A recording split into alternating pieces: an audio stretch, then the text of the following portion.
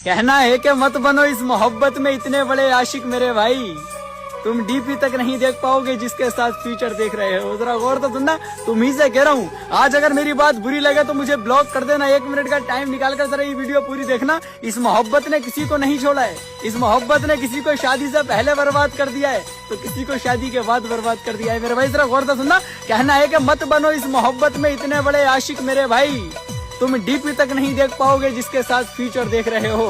तुम सब कुछ लुटा दोगे उस चेहरे की मुस्कान पर, आखिर में तुम्हें बस तन्हाई सुनाई देगी। आज जो हंस हंस कर बात कर रही है तुमसे रातों में, वो एक दिन ऑनलाइन रहकर भी रिप्लाई नहीं देगी। ऐसा ही हुआ है भाई, हमारे साथ भी कहना है कि आज जो हंस हंस कर बात कर रही है तुमसे रातों में, वो एक दिन ऑनलाइन रहकर भी रिप्लाई नहीं देगी।